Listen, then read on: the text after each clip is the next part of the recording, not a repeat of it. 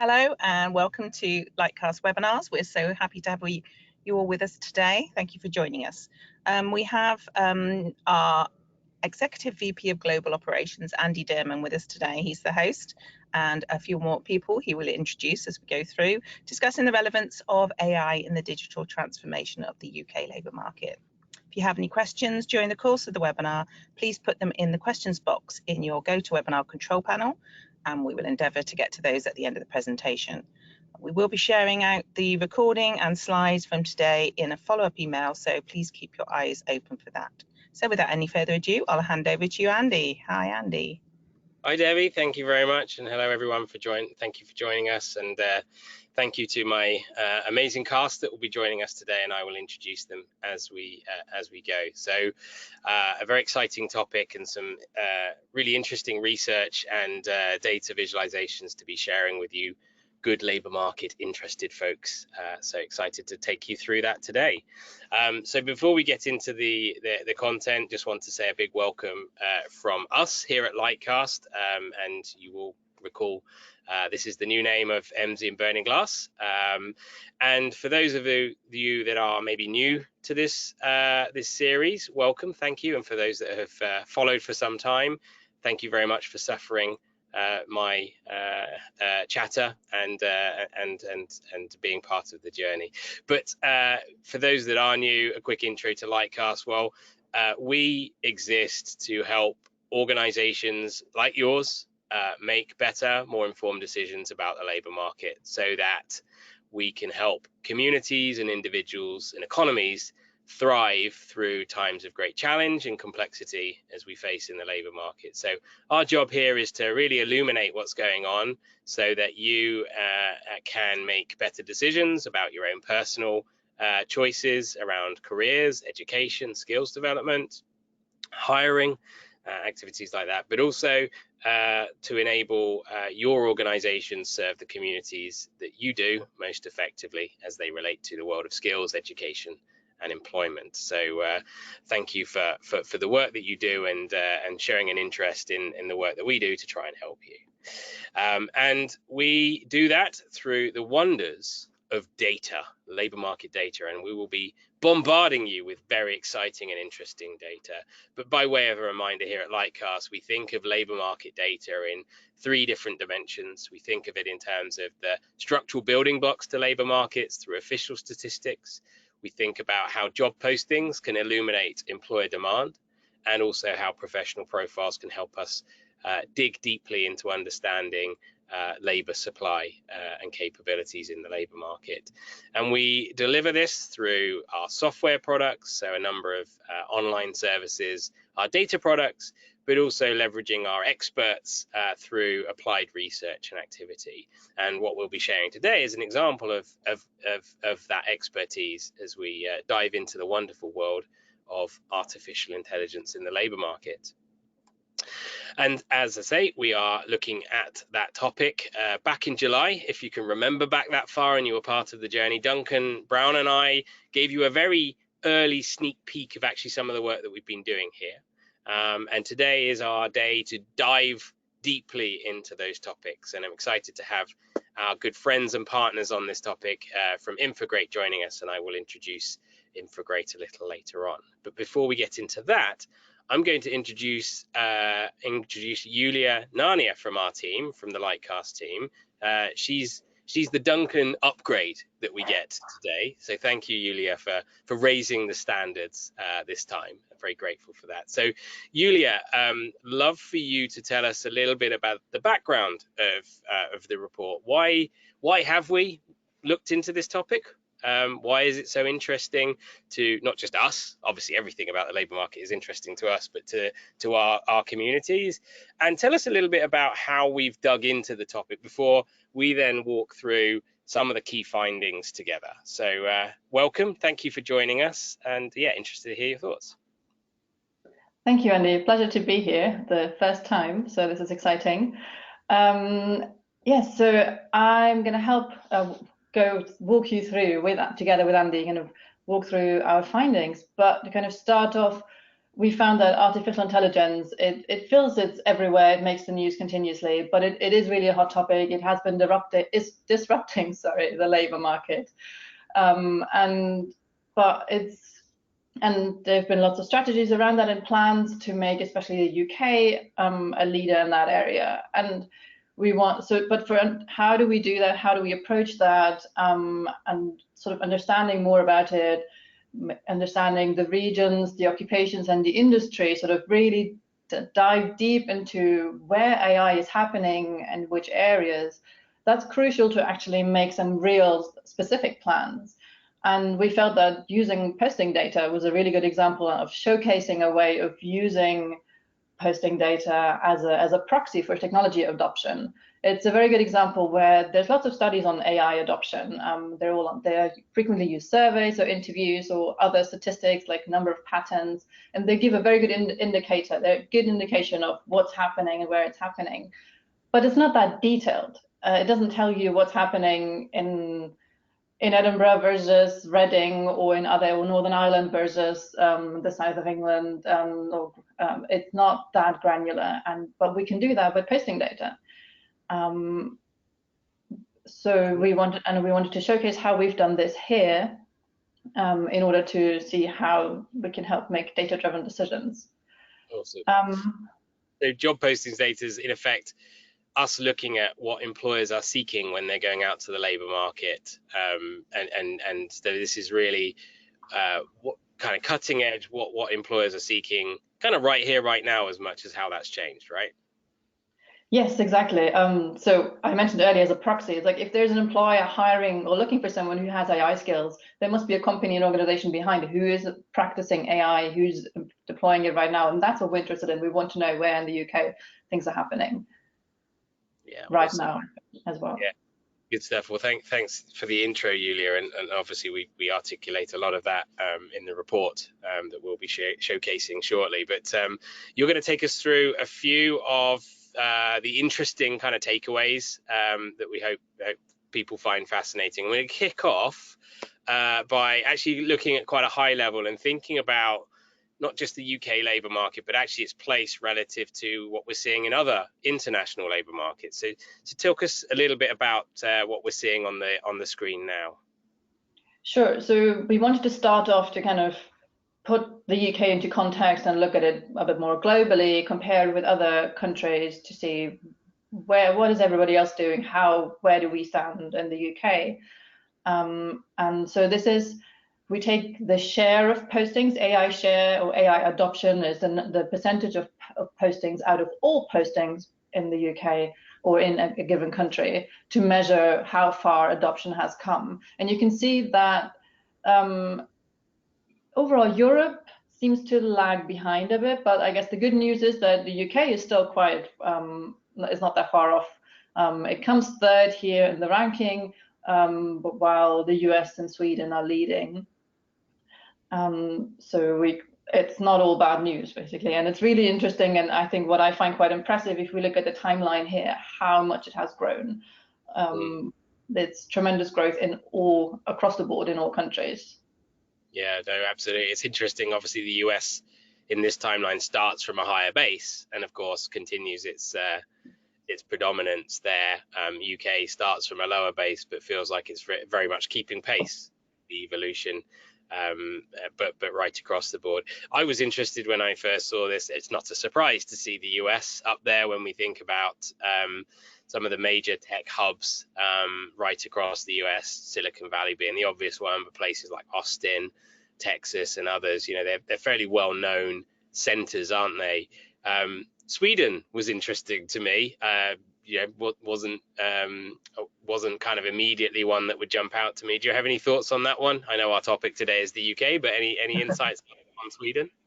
No, definitely. It is interesting, and maybe not the country that would come to everyone's mind. And I think Sweden seems to be a good example of a more nationalized approach and sort of a more joined effort across the country.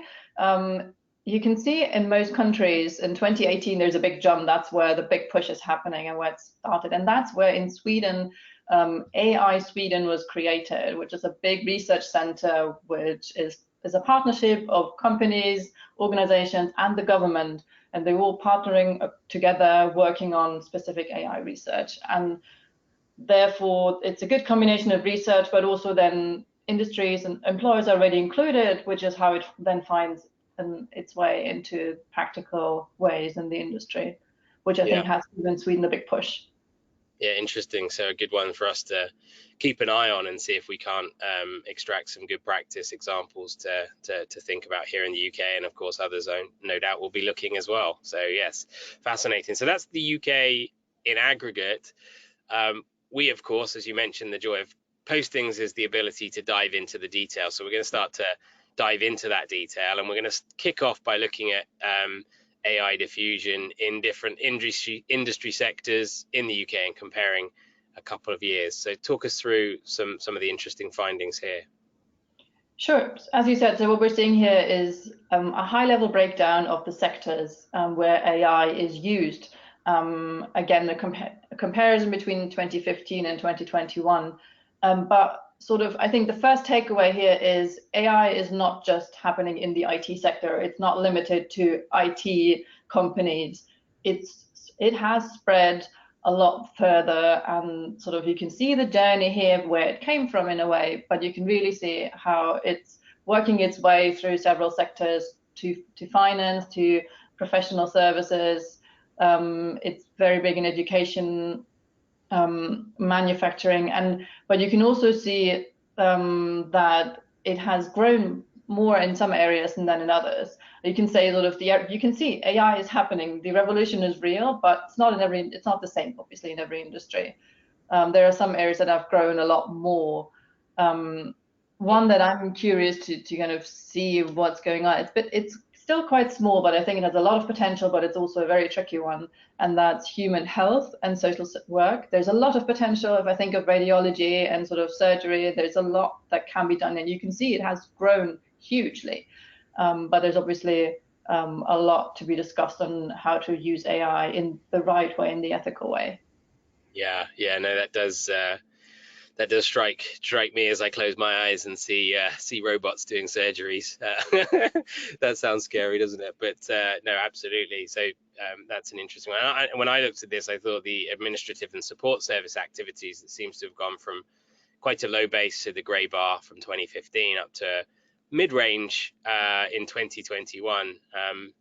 Any forgive me for putting you on the spot here, but anything to illuminate my curiosity on that one? I think, yes, it's seen huge growth. What I would say that the industry name is also maybe not as clear as it could be, because it includes a lot of tourism and like tour operators, and it includes companies like TUI or Expedia.com, which makes it immediately obviously why AI is happening there, and sort of and that's where the big push, I think, is coming from in this area. Yeah. So that's why sorry, go ahead. Yeah, I was going to say, so when we look at it in the aggregate like this, helpful to give us a sense of the diffusion across most industries and how that's evolving, but of course there still remains devil in the detail below that, which warrants the need to dig deeper, right? Precisely, yes. So let's dig deeper. Well, let's talk geographically then. So we talked about different sectors that are perhaps driving that change and that demand. We can also look, as you mentioned earlier, one of the great joys of using job posting activity is that we can start to provide some degree of geographic lens. So we've got a couple of maps on the screen there that help us understand different dimensions of where we're seeing that activity geographically. Talk us through that.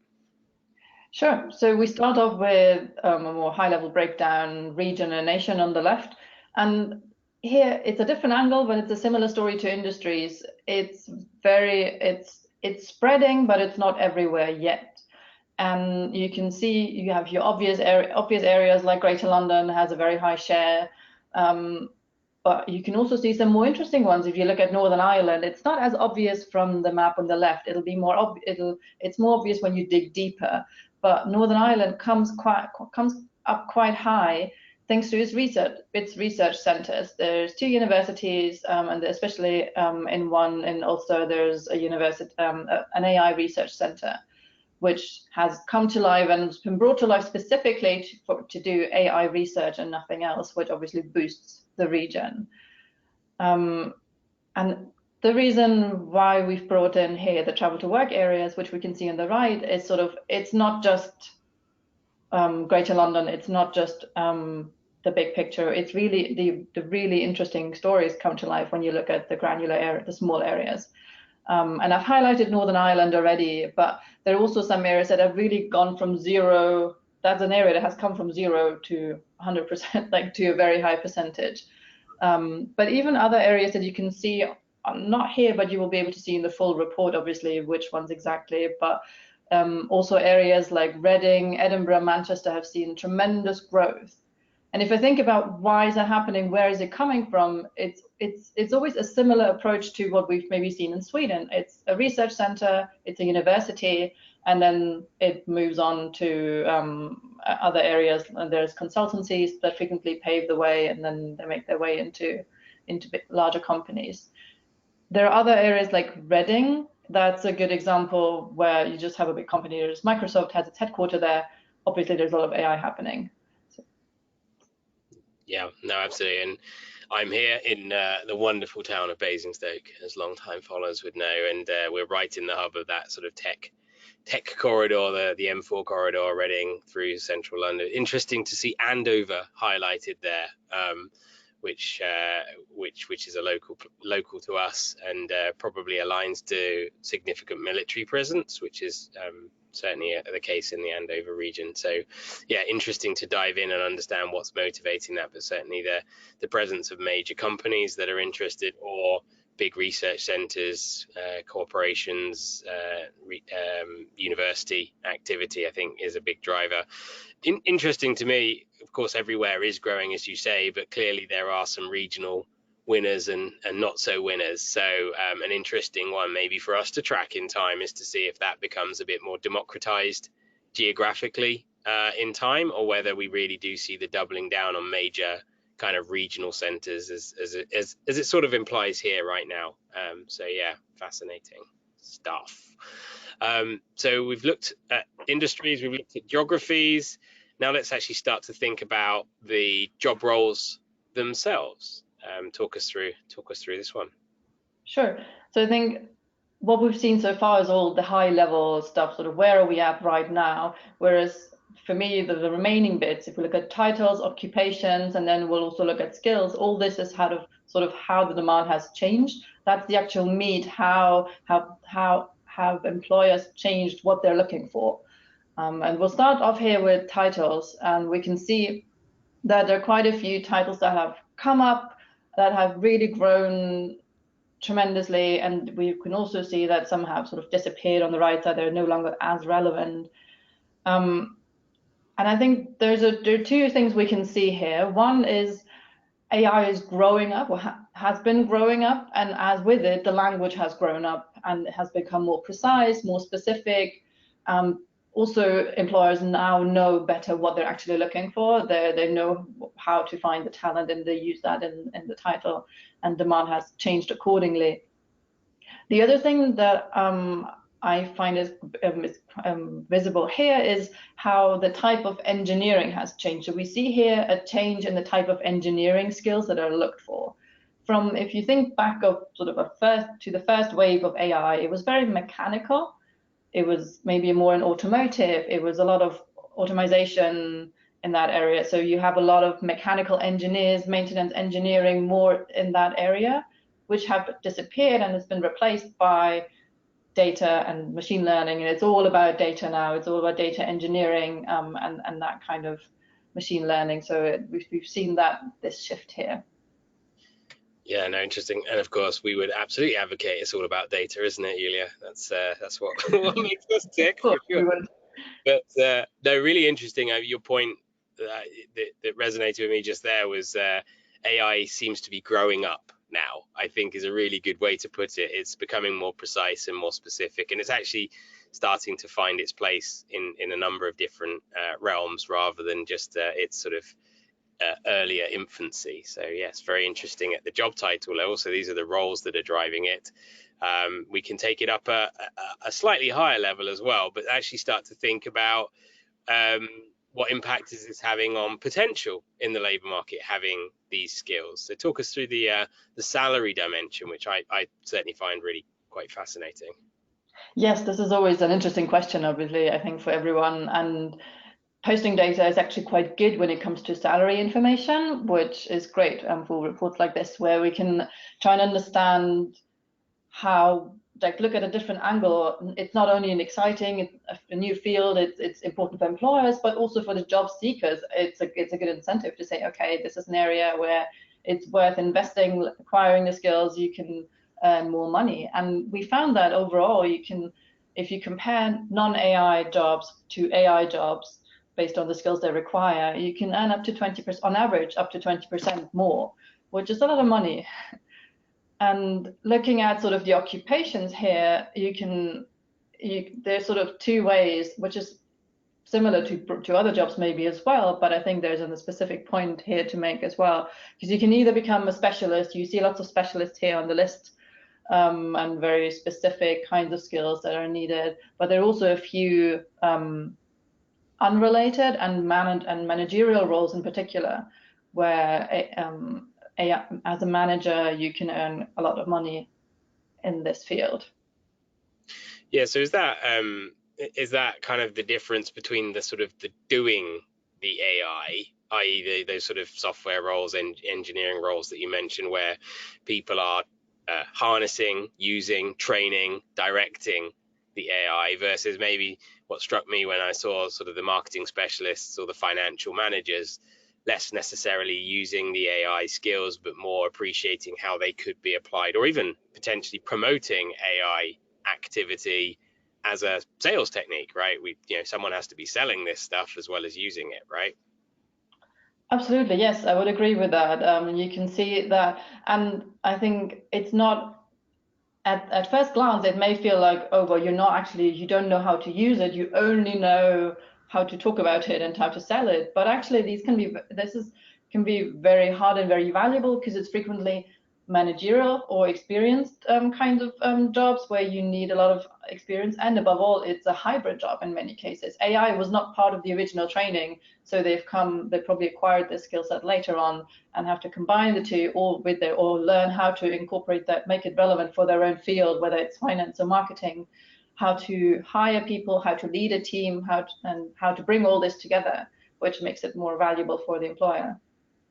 Yeah. So, but the bottom line here is having a strong appreciation or the ability to use or the ability to do AI clearly is creating an advantage in the marketplace and creating an opportunity for earnings premium that otherwise in the same sorts of fields would be a lower wage role. So certainly from a skills development perspective, clearly that's maybe pointing towards a scarcity of that capability that needs to be filled, but also clearly something we can communicate and sell to future workers as to the value of building that skill set through their education and career journey.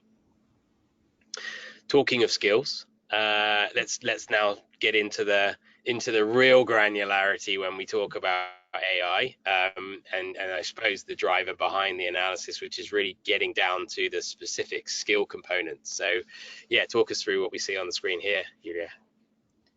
Yes, skills are what I feel is really where posting data can shine. There's so much granularity, so much information in here we can extract, and skills have become the currency of the labor market in a way, which we're using here and sort of showcasing.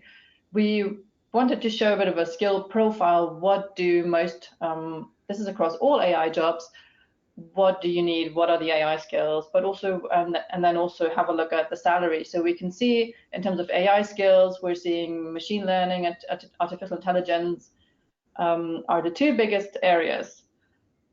They are, which I think makes sense, because they're the biggest areas, but they're also buzzwords.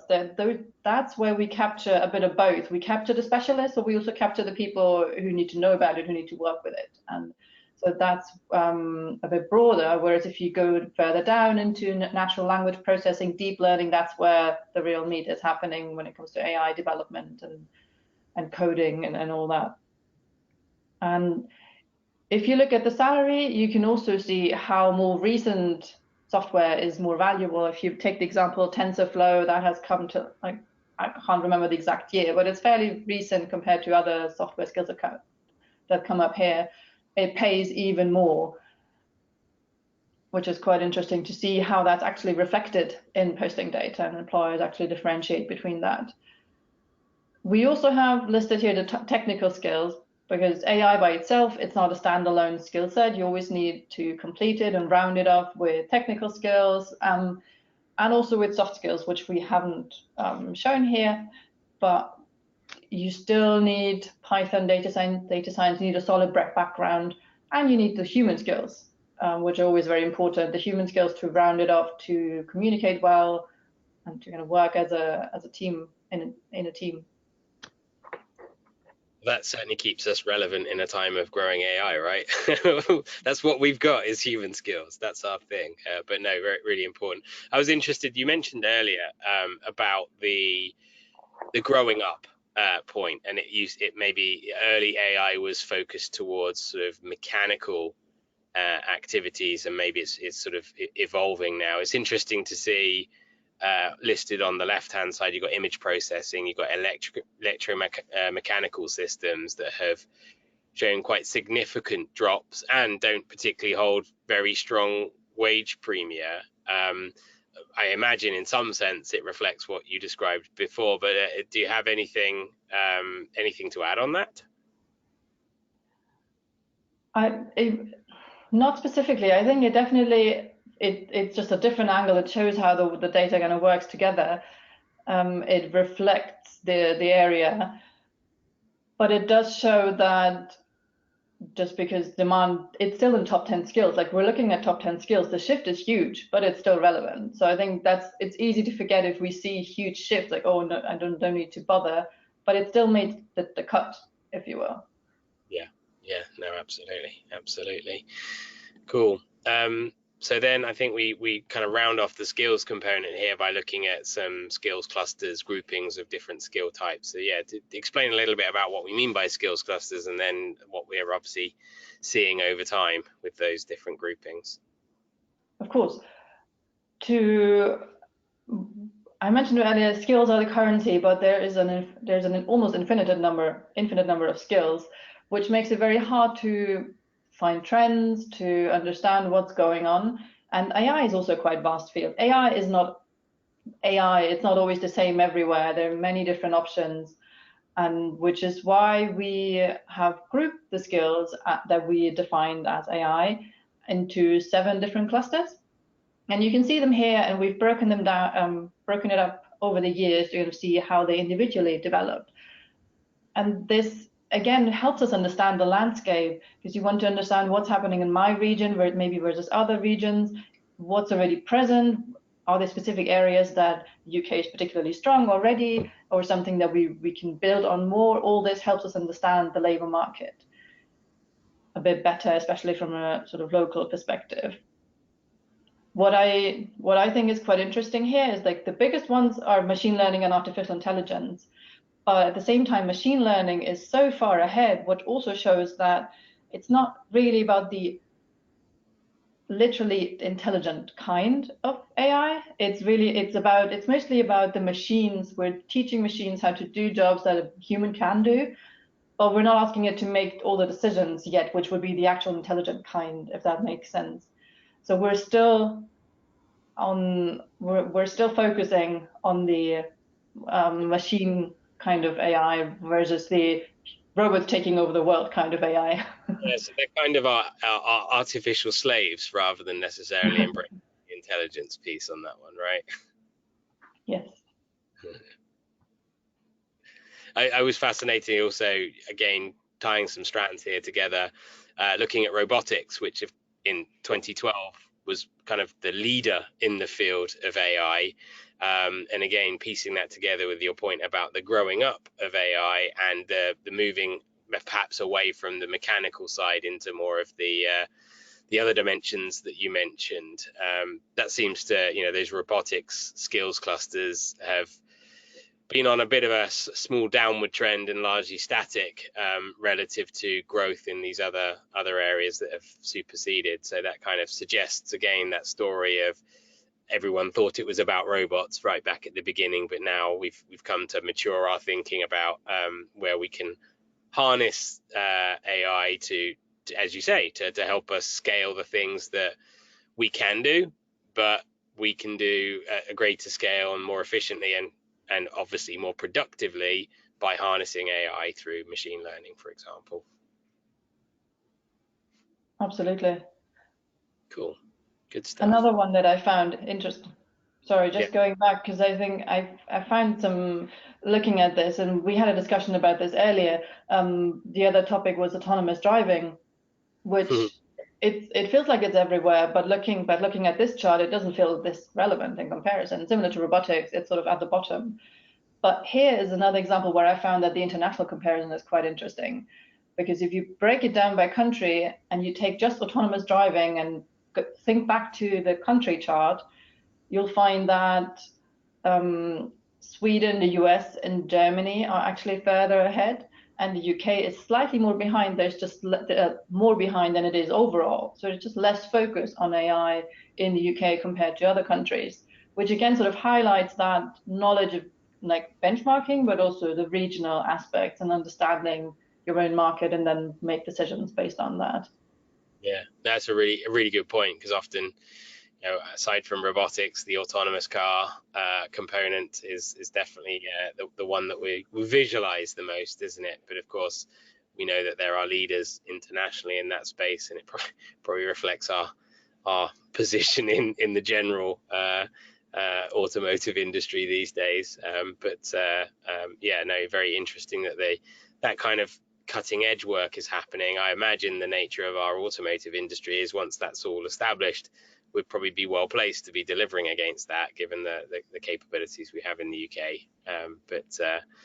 Fascinating again to hear of those international comparisons.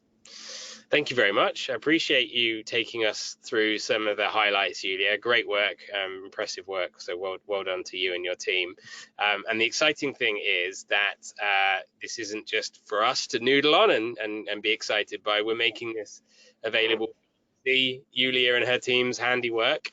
So you can see we've got a link on the screen there, and you'll be able to access the report itself at that URL. But also we've got a really exciting tool set that we've built with our good friends at Infograte. So, and this is the point where I wish to introduce Stuart to the discussion.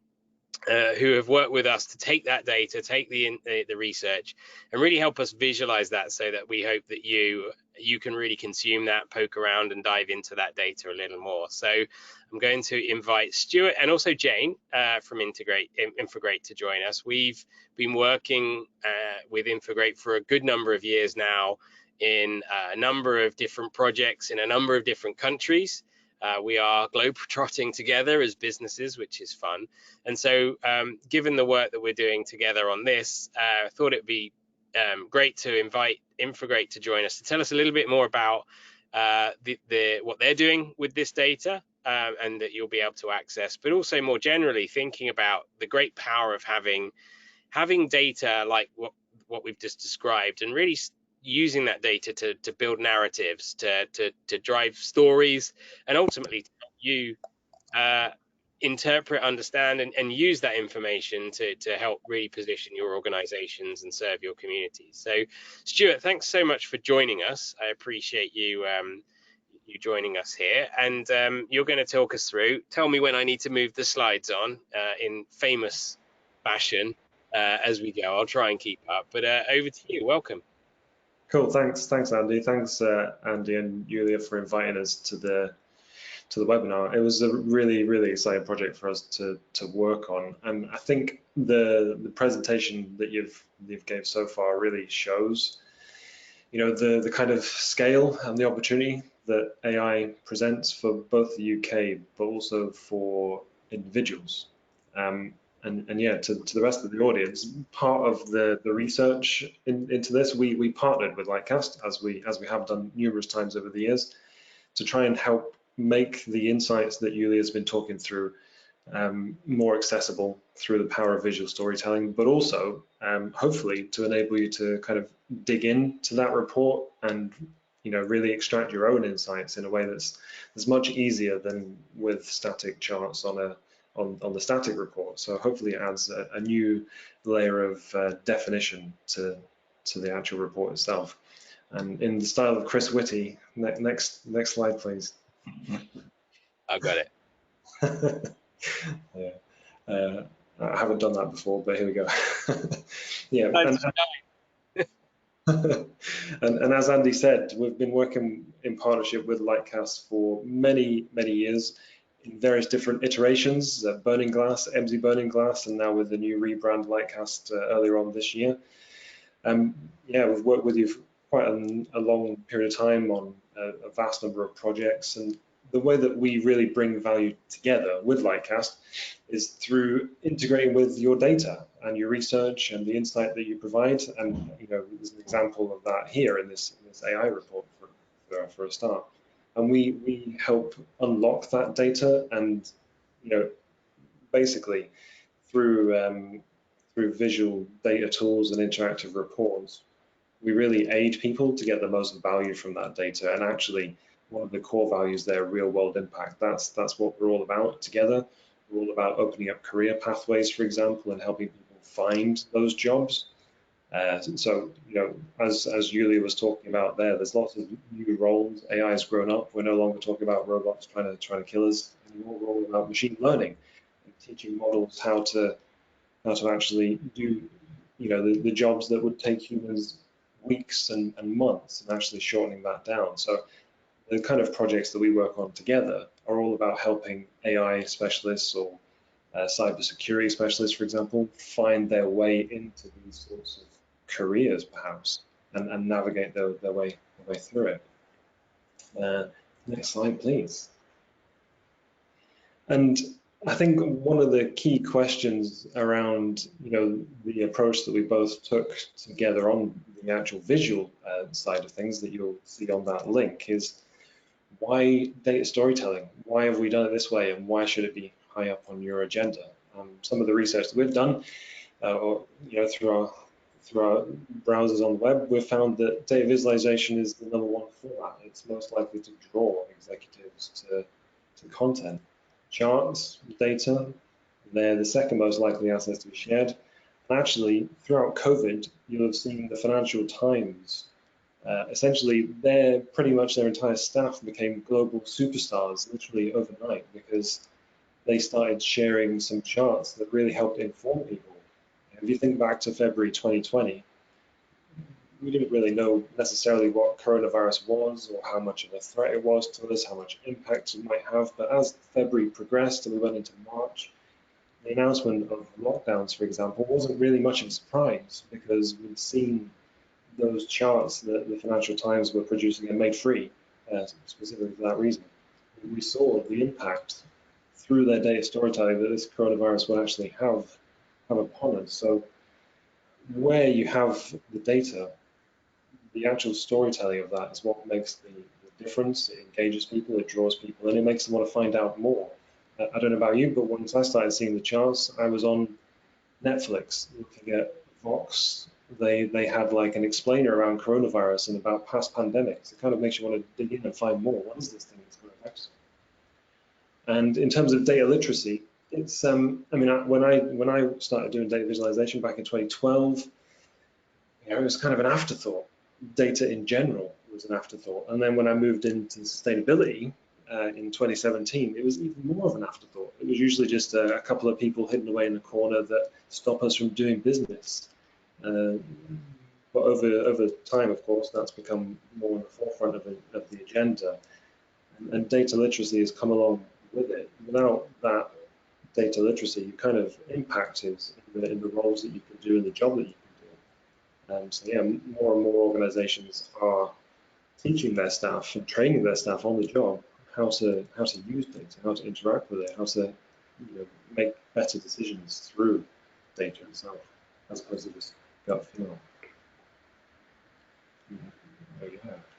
And I think over the course of our partnership together over the years, these are really the three key areas where we can make a difference through visual data storing. You can make an impact, you can inform the users, and you can help them to drive change. That's really the next step of data visualization. If you really think about progression of data visualization, back in the early 2010s, perhaps we were looking at static infographics. They landed an impact. They made people stop and think, oh, wow, that's really interesting. And from there, we kind of, as a society, grew into data visualizations that you can actually interact with, and they start to inform you. But the next stage of the evolution, like, is about driving change. It's about landing the impact, informing the user, but also helping them to understand, okay, what can I do? What should I do about this? Is there something I need to do? Is there something I can do? How can I do something about this right now? And we've got some examples of one of each, actually. So the first one is this actual interactive report. The charts that Julia was talking through earlier, comparing the countries, for example. One of the aspects of the interactive report actually focuses on that very thing, but it brings it to life. It lands impact through the actual movement of those lines over time, but also some really basic elements in terms of the storytelling. We change the headline. We usually draw your attention to the UK, and we start to annotate through that little red box there to give you a little bit more insight. And this is the sort of thing where the animation is the hook, but actually this is really social media friendly. So not that I'd advise Lightcast social media team what to do, but this is something that you can really clip and actually put out onto LinkedIn and draw people in and make them want to download this report, put it onto Twitter and make people want to actually download the report. And that's really what visual storytelling does. It hooks people in, makes them interested, and hopefully it will make them want to actually download the report and have a look at some of the more detailed analysis that the Impact team have actually done. Well, I can tell you, Stuart, that the Lightcast UK social media team is listening right now and already feeling that idea and getting going. Excellent. And then this is an example of informing. This project here is something we worked with, as Andy said, it's a global partnership, so we work with the Association of Financial Professionals and the Lightcast in the US to really inform financial professionals around where are their career paths in the financial industry. How do they, what are those top roles, for example, CFO, for example, or CTO, Chief of Tax Officer. What are the top roles? Where am I now, and how do I get there? But over and above that, where are those roles? Where are the kind of top roles, but where are the mid-level roles? Where do I have to look at relocating to, or can I stay where I am? It enables the user to actually explore for themselves. We don't tell them a specific story as such. We enable them to discover their own story. There's the Lightcast data in the background, it's the engine that's driving that, and it's a great, really add the nice visual lens and make it easy for people to kind of discover for themselves. Yeah, we're losing your sound on it, so I don't know whether you need to move closer to the microphone. I didn't catch that. I say we're losing your sound a little. I don't know if that's me or you. So I'll just speak up a little bit. And the last area where we can really make an impact is around driving change. And this is an example. It's not one of ours, but it's one that inspires us. So the OECD have launched their Better Life Index, and it contains insight across a plethora of what we actually policy. And we're finding that businesses now are starting to move away from text papers and reports and move towards more engaging and interactive data-led content. And here we're working on a project event that launches in October.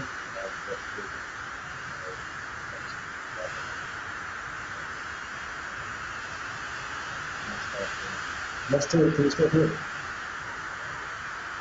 Okay, just losing you a little bit there, Stuart, I'm afraid. But yeah, some project examples.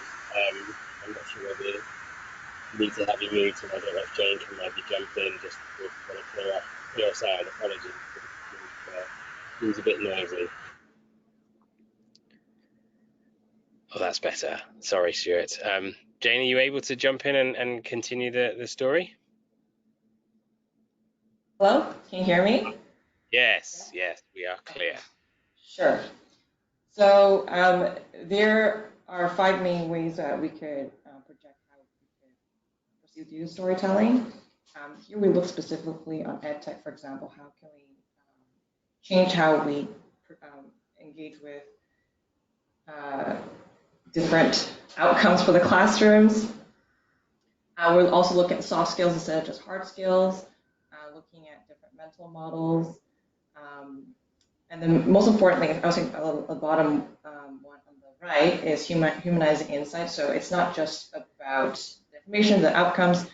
How can we make it really accessible? I think that's really important.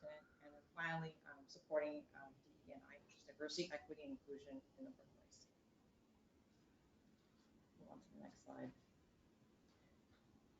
Okay, so I'm just going to go into deeper dive into the process of presenting, of creating this report that we work with Lightcast on, and kind of share a little bit more about the framework.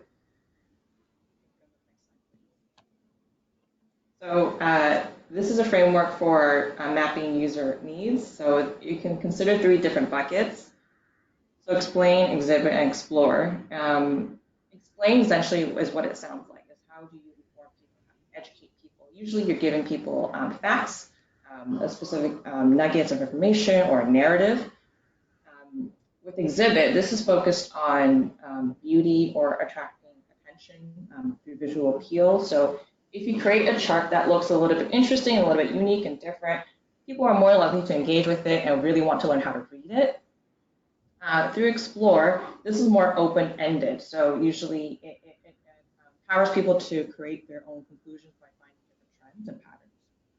So if you look at the box between explain and exhibit, that's kind of like what happens when you combine a bit of the two. So you're able to persuade people, you're able to tell stories, and maybe you're able to inspire people to change behavior. I think that's the most interesting outcome you would want from that.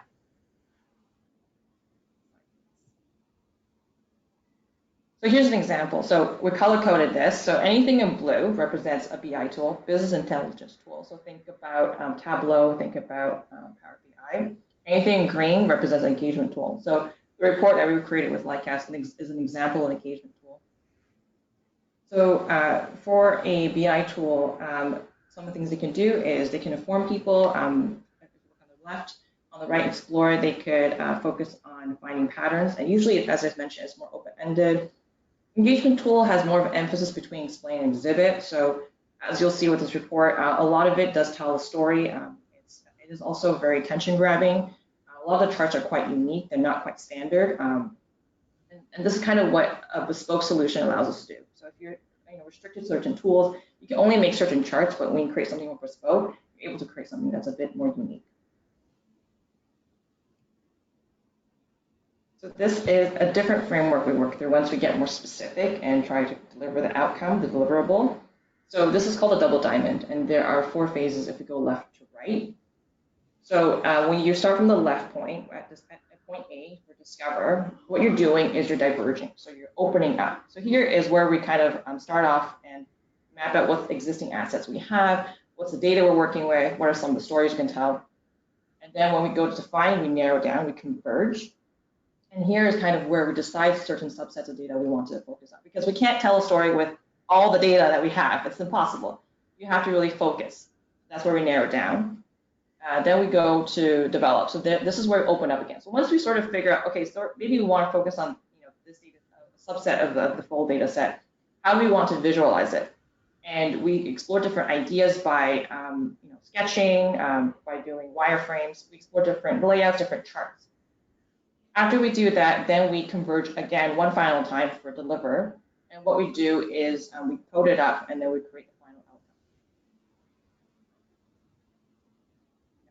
Next slide, please. Okay, so here's a visual representation specifically for this report on the double diamond approach. So we start from left to right. So from left, we started off with a standard report that Lightcast has shared with us. And there's like, a lot of interesting insights there, so much data there. But we started going through it and we filtered out, okay, here's kind of what we can focus on, what that we think would be most interesting to the audience. For example, Yulia mentioned salary. Like, that's one of the most important things that a lot of people have questions about. We make sure to include that in the next phase. So this is where we again go into wireframing. So when we wireframe, we create it with Figma, which is a tool you can use to mock up different surfaces and different outcomes.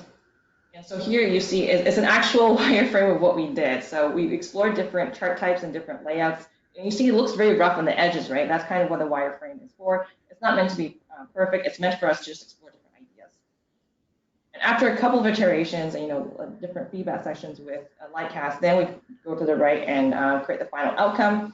And this is where we code it up and put it through development, and that's final deliverable. So this is the report you'll see that you can actually interact with and engage with.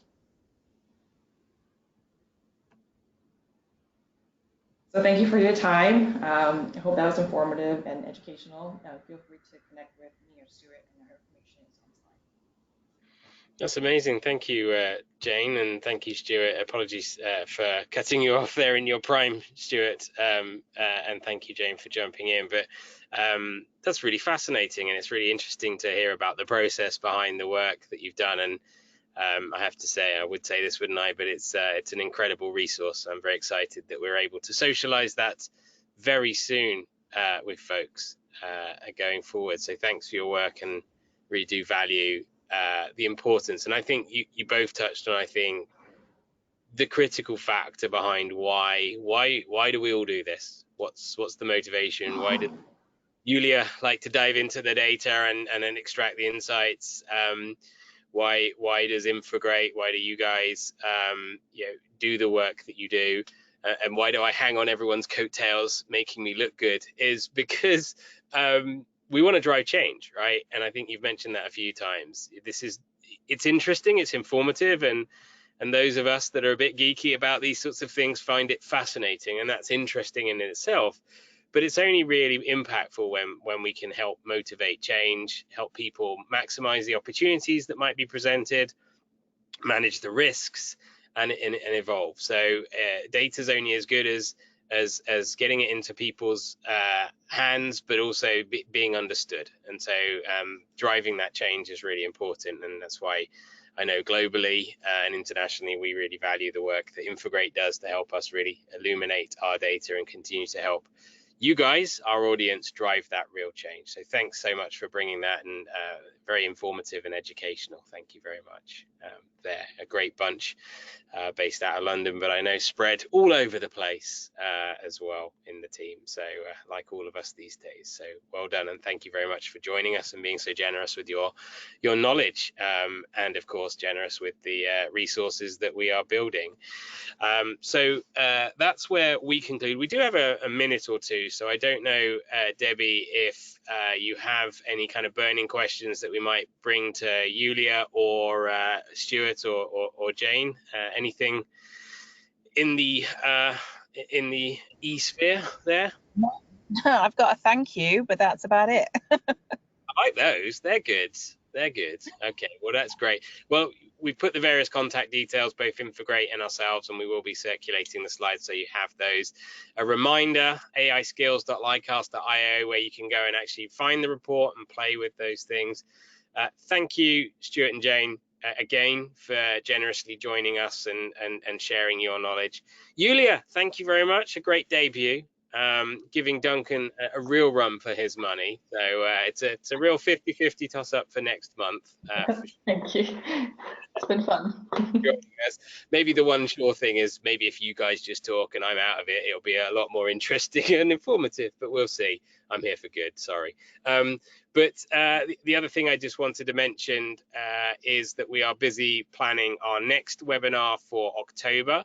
A few things evolving, and we can't quite sharpen a date, but some really exciting stuff cooking that Julia was referencing a little bit there around international comparisons and European data. We're hoping that before very long we'll have some really interesting data to be sharing and resources that we want to share with you folks about exploring some of that European data if you have an interest in looking beyond the waters of the United Kingdom. So we'll confirm details very soon on our new and evolving website and through our communications channels. We will of course circulate the slides, and we will point you towards the resources that we've been mentioning in this webinar. So thank you very much everyone for joining us. Thank you Julia, Stuart and Jane for your contribution. Fantastic work. Thank you Debbie for looking after us in our times of need.